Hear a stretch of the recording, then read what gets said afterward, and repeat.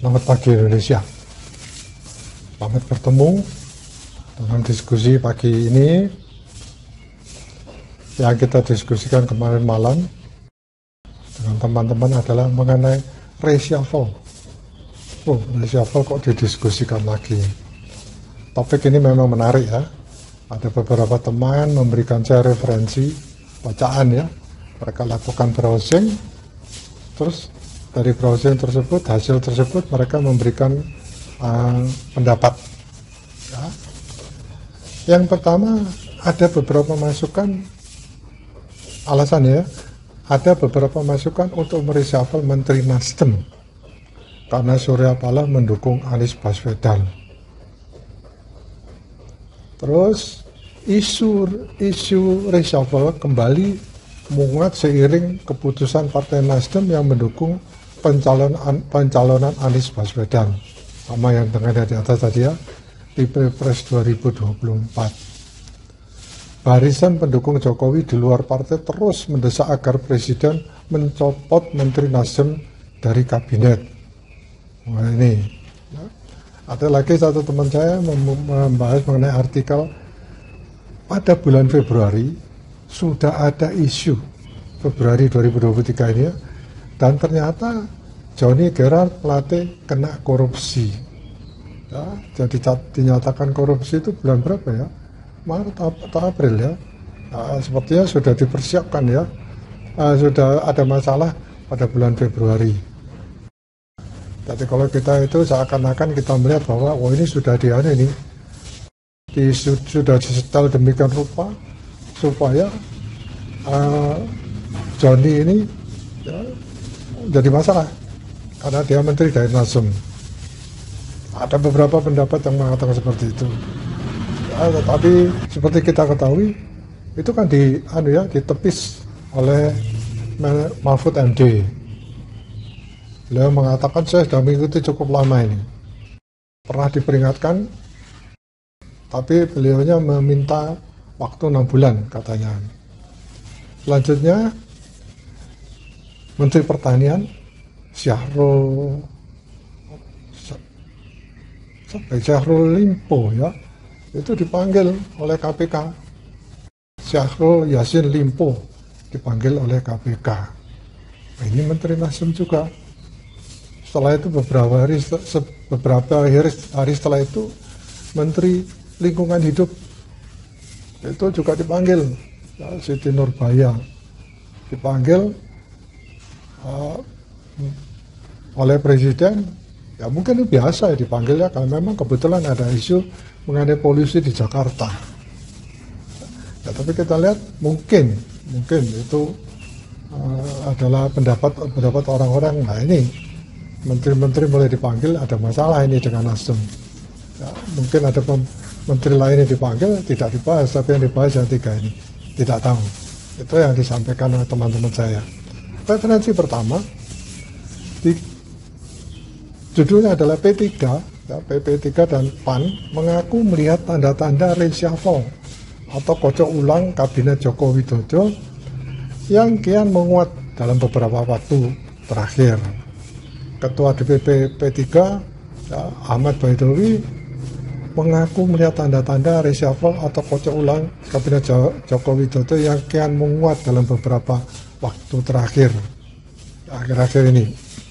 Berdasarkan tanda-tanda itu, dia bahkan memastikan Jokowi akan kembali merombak jajaran menterinya. Namun tidak dapat memastikan menteri yang kena perombakan itu siapa. Ya, demikian kata Ahmad Baidowi. Reshuffle sepenuhnya menjadi hak prerogatif Presiden Jokowi. Namun menurutnya tanda reshuffle menguat seiring pertemuan Jokowi dengan beberapa ketua umum partai koalisi ya, akhir-akhir ini. Berdasarkan informasi tak menutup peluang mereka membahas reshuffle dalam pertemuan tersebut. Karena kita tidak tahu ya apa yang dibicarakan pada waktu itu, cuma ribut aja. Bagaimana ini ketua partai kok dipanggil di istana dan sebagainya. Menjadi kontroversi, padahal sebenarnya tidak masalah, tapi dibuat masalah untuk ya itu tadi, karena sekarang ini lagi tahun politik, semua dikoreksi. Ya, Nasdem menjawab, kami keluar kabinet kalau presiden yang minta. Tuh ya, jadi mereka mungkin maksudnya kami tidak akan mengundurkan diri. Sementara itu Wakil Ketua Umum PAN Yandri Susanto meyakini Presiden Jokowi bakal kembali melakukan kocok ulang kabinet atau reshuffle. Yandri diangkat menjadi menteri. Yandri mengungkap kesamaan momen saat Ketua Umum partainya Zulkifli Hasan diangkat menjadi Menteri Perdagangan pada tahun 2022 yang lalu. Meski di internal koalisi hingga saat itu belum ada pembicaraan, Yandri menyebut hingar-bingar soal isu reshuffle menjadi tanda Presiden akan menunjuk orang baru di kabinet. Isu reshuffle kembali menguat seiring keputusan Partai Nasdem yang mendukung pencalonan Anies Baswedan di Pilpres 2024. Barisan pendukung Jokowi di luar partai terus mendesak agar Presiden mencopot Menteri Nasdem dari kabinet. Dorongan agar Presiden melakukan evaluasi juga beberapa kali disampaikan politikus PDIP, Partai Demokrasi Indonesia Perjuangan. Mereka terutama menyoroti kinerja Menteri Pertanian yang dinilai tidak memuaskan. Itu bulan Februari ya. Tapi rupanya sudah ada tanda-tanda atau mereka melihat dihubung-hubungkan ya. Tapi ternyata kenyataannya adalah memang kinerjanya kurang bagus. Sekarang Wakil Presiden merasa belum melihat reaksi positif Presiden kepada keputusan untuk reshuffle. Kalau desakan itu kan banyak di mana-mana, katanya Pak Wapres ya. Tapi kan Pak Jokowi belum memberikan reaksi. Jadi bagaimana saya bisa tahu? Karena belum ada reaksi ke sana arahnya menurut Pak Ma'ruf Amin. Lebih lanjut, Pak Ma'ruf Amin mengungkapkan ia belum memberikan masukan apapun kepada Presiden terkait bongkar pasang menteri di sisa periodenya ini. Kalau saya belum bicara mengenai hal itu, belum bicara soal seperti itu. Biasanya kan kalau memang mau melakukan Pak Jokowi masih tahu. Kalau ini kan belum, jadi belum tahu saya, kata Pak Ma'ruf Amin.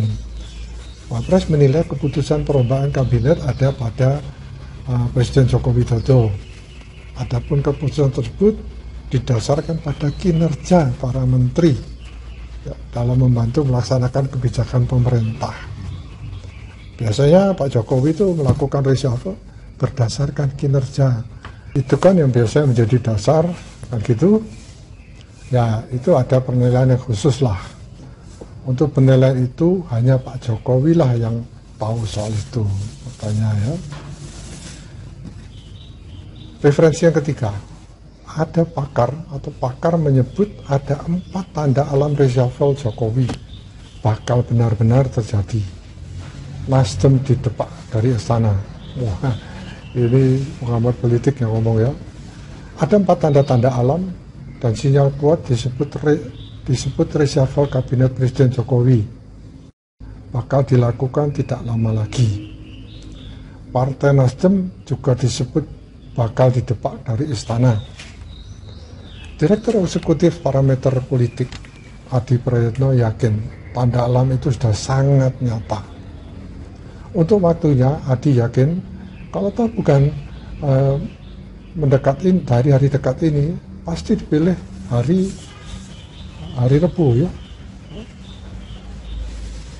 Itu dengan penjabat dari penanggalan Jawa hari Rabu PON.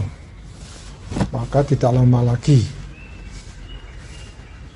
Adapun 4 tanda alam itu, kata Adi, sudah sangat jelas dan terlihat dan dalam pertemuan Surya Paloh dan Jokowi di istana beberapa waktu yang lalu. Tanda alam reshuffle tadi ya dikatakan Surya Paloh dipanggil di istana. Biasanya elit yang bersangkutan dipanggil, ada pemberitahuan ada reshuffle atau tidak ada reshuffle kabinet. Maksudnya kalau ada reshuffle pasti dipanggil, diberitahu. Ya, tapi kalau dipanggil tidak ada reshuffle, ngapain dipanggil? Mungkin itu berhubungan dengan isu-isu yang membuat tidak nyaman, kemudian dipanggil oleh Pak Presiden. Itu nggak ada itu ya, reshuffle. Mungkin seperti itu. Tadi kemungkinan dipanggil ada reshuffle, kemungkinan dipanggil karena tidak ada reshuffle. Tambah lagi meyakinkan lantaran menteri dari Partai Nasdem tidak dipanggil ke istana untuk rapat dengan Jokowi. Wah, ini tandanya itu ya. Tadi Jokowi merapat, menteri-menteri yang dari Nasdem tidak diundang. Tanda alam kedua, menteri Nasdem tidak dipanggil di istana di rapat terbatas. Mengapa yang hadir cuman kepala Bulog? Ini rapat terbatas ya. Yang dipanggil adalah kepala Bulog Pak Budi Waseso dan Menteri Perdagangan Zulkifli Hasan. Padahal ini adalah urusan pangan ini yang berkaitan juga dengan Menteri Pertanian Syahrul Yassin Limpo yang dari Nasdem pasti ya. Kemudian ada tanda alam ketiga. Wah, seperti bencana alam ini ya. Orang di seputaran utama Presiden Jokowi yaitu Pak Ali Mahabelin selalu membocorkan ada soal reshuffle. Yang terakhir lanjutnya, Jokowi sangat jarang bicara reshuffle, tapi belakangan malah banyak memberi sinyal. Itu yang katanya Pak Ngabalin ya. Yang keempat, Jokowi sangat jarang bicara mengenai reshuffle. Ini beda, apalagi ini ada politiknya ya. Jelas Adi Praetno. Politik yang dimaksud tambah dia adalah terkait Nasdem yang secara terbuka mendukung Anies Baswedan untuk Pilpres 2024. Ada beberapa pengamat mengatakan bahwa Nasdem ini menantang Pak Jokowi gitu ya, karena mereka tahu Pak Jokowi itu nggak sepaham ya dengan Anies Baswedan. Ya, itu mungkin perlu kita bahas mengenai hal ini. Ya, terbukti ya, pada waktu Pak Anies itu di reshuffle ya, menjadi Menteri Pendidikan, ya, alasannya pasti kinerja. Ya, tetapi ada yang ya saya tidak tahu, ada yang mengatakan latar belakangnya bukan itu, ada masalah ini dan sebagainya. Ya, kita tidak membahas mengenai itu. Dan sekarang semakin tajam reshuffle ini ya, dengan adanya pertemuan atau mungkin manuver istilahnya ya. Seperti misalnya pertemuan antara Puan dengan AHY. Wah, ini mulai ini ya, kelihatannya katanya ya, Partai Demokrat mau jadi mau berkoalisi dengan PDIP ya, supaya KPP bubar, supaya Anies Baswedan kehilangan peluang menjadi presiden ya. Tapi kita lihat belum terlihat seperti itu.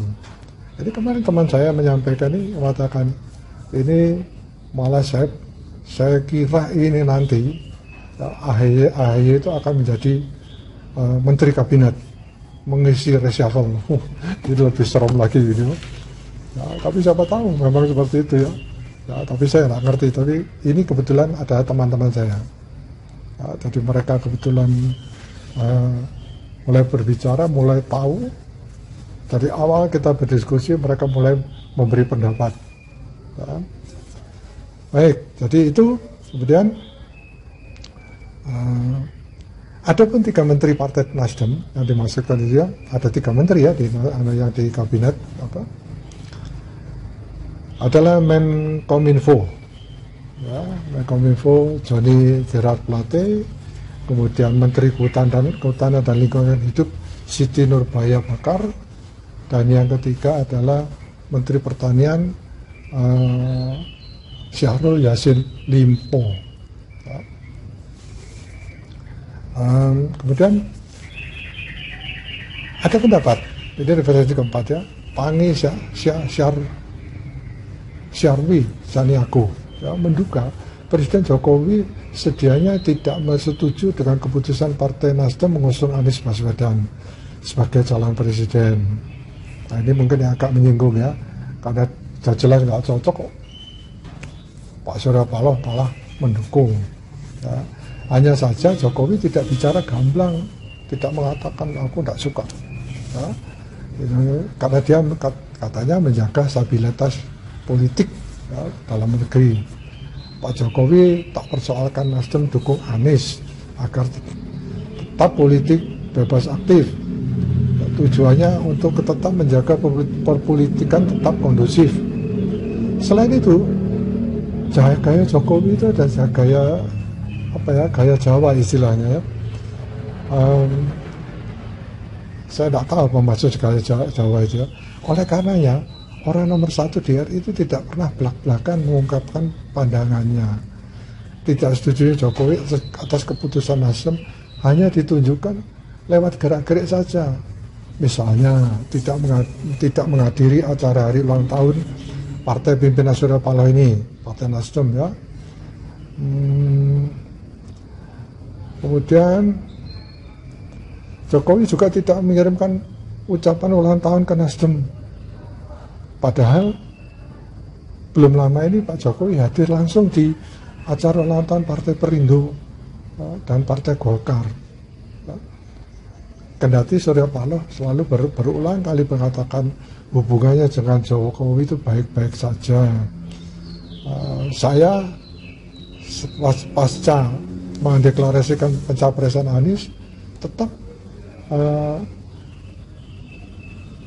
tidak terjadi, tapi pasti keretakan itu pasti tidak terhindarkan.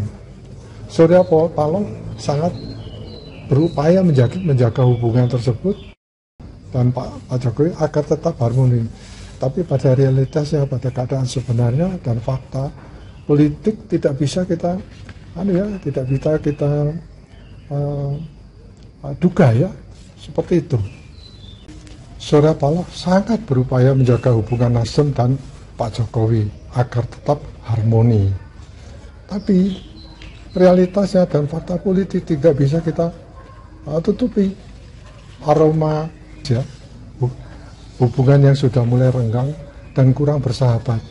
Seandainya sejak pemerintahan Jokowi periode pertama Nasdem sebenarnya sejak pemerintahan Jokowi periode pertama Nasdem terbilang total mendukung, namun politik selalu bersifat dinamis sehingga tak menjadi soal jika pada pemilu mendatang Nasdem memilih jalan sendiri dengan mengusung Anies Baswedan yang notabene datang dari kalangan oposisi.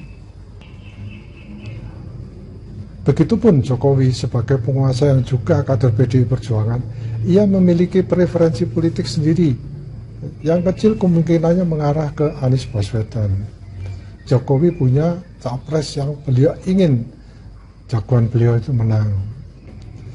Nasdem mengambil langkah politik yang berani ya, dengan mengusung Anies Baswedan sebagai capres. Kendati kini banyak menuai kontroversi, Surya Paloh dinilai sudah siap untuk menerima konsekuensi apapun, termasuk jika Nasdem harus kehilangan kursi di kabinet. Saya pikir Nasdem sudah mengkalkulasi semua kemungkinan politik dan risiko terburuk dari langkah politik atau keputusan politik yang sudah diambil. Sebagaimana diketahui, isu keretakan hubungan Surya Paloh dan Jokowi menguat setelah Nasdem mendeklarasikan Anies Baswedan sebagai capres untuk pemilu 2024. Berulang kali Nasdem disentil oleh PDI Perjuangan, ya, partai penguasa yang menaungi Jokowi. Relawan Jokowi juga mendorong Presiden menarik mundur Menteri Nasdem. Sementara Jokowi sendiri belum pernah ya secara langsung atau secara gamblang bicara soal ini. Namun Jokowi pernah menyatakan bahwa peluang reshuffle atau perombakan kabinet Indonesia Maju terbuka setelah deklarasi Nasdem. Rencana selalu ada, ya, jadi rencana reshuffle selalu ada. Pelaksanaan nanti diputuskan, kata Jokowi. Jadi kita lihat di sini bahwa ada beberapa pendapat, ada yang pro dan ada yang kontra, bahwa reshuffle ini sudah diatur ya, dicari-cari kesalahannya, mungkin seperti itu. Saya ingat sindiran Pak Jokowi pada waktu kapan itu ya, 2019 mungkin, 2019. Jokowi pada waktu memberikan sambutan mengatakan para ketua umum partai yang hadir, Bapak Surya Paloh, yang kalau kita lihat malam hari ini lebih cerah dari biasanya. Habis pertemuan beliau dengan Pak Sohibul Iman di PKS, kata Jokowi, di Hotel Sultan Jakarta. Oh iya, ini November 2019. Menurut Pak Jokowi, wajah Surya yang terlihat lebih cerah setelah berangkulan dengan Sohibul. Jokowi menilai rangkulan ini tidak biasa, tidak pernah saya dirangkul seperti itu, ya, kata Pak Jokowi. Jadi rangkulannya itu sepertinya ya, padahal PKS ini adalah PKS itu bukan koalisi ya, atau dianggap mungkin bahwa ini adalah partai oposisi, gitu ya. Demikian kata Jokowi, tidak pernah saya dirangkul seperti itu. Kemudian sambut tertawa oleh mereka semuanya. Perlu saya ingatkan kembali ya, yang dikatakan teman saya tadi, salah-salah ini nanti, reshuffle ini nanti Agus Harimurti Yudhoyono ini masuk kabinet, katanya gitu ya. Saya pikir ya mungkin aja ya, pikiran teman saya ini mungkin benar gitu ya. Tetapi ya kita lihat aja.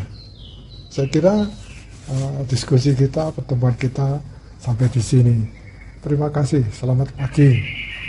Jangan lupa sukseskan pemilu 2024.